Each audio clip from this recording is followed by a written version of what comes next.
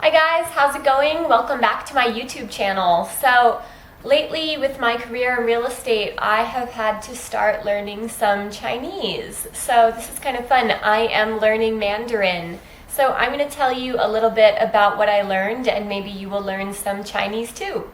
So we'll start with the absolute basics. So I, of course, knew how to say hello, which is ni hao, which most people know, but I didn't actually know what I was saying literally.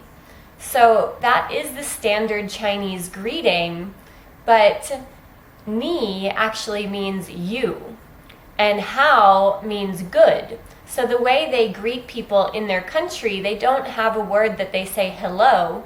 They actually say you good, and that's their standard greeting. And I had also heard people say ni hao ma, which is typically translated as hello, how are you? But I didn't realize that the ending part, ma, so you're saying you good ma, ni hao ma, ma actually is not a word. Ma actually just makes it a question. So instead of saying you good as a statement, you're saying you good as a question. And then the person will respond back. And the way to respond back, how of course means good. So you say ni hao ma, and they will respond I good. So you ask you good, and they respond I good. So the sentence structure is the same as English, where we start with the person, the subject, and then we have our object at the end, which is great. But in this small conversation, this very small dialogue, there's actually no verb. So that's really interesting. They just use the person and an adjective. So the way to respond, the word for ni is you, the word for I is wow.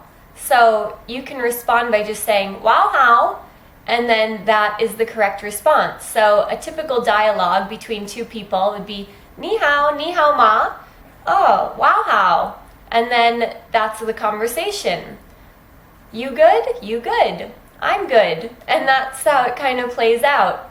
So that's, just such a simple conversation, but I never knew what the actual translations were. And now it's something that I can use in my day-to-day life with Chinese clients and overseas buyers that might be looking at buying a property in Sydney, because it's very, very common these days.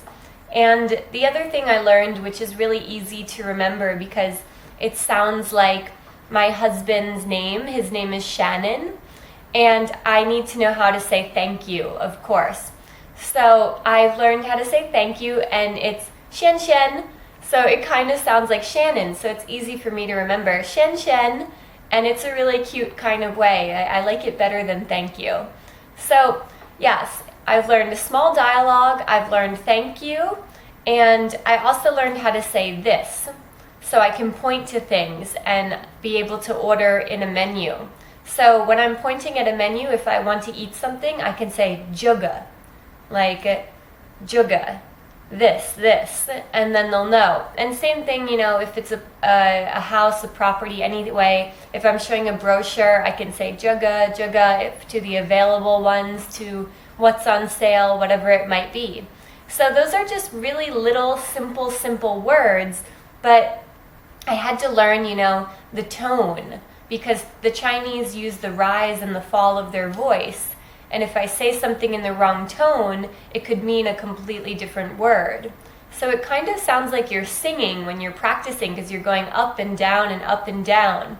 But I'm really enjoying learning the language. I never thought at this age that I would be having to learn a new language, but I think it is such an interesting language and I'm loving it. So prepare for more updates on Chinese, and maybe you can learn with me, and I'll let you know how things go with the Chinese buyers. So if you liked this video and you learned something, give it a thumbs up. And if you want more videos, subscribe to my channel and I will keep you updated. Bye guys!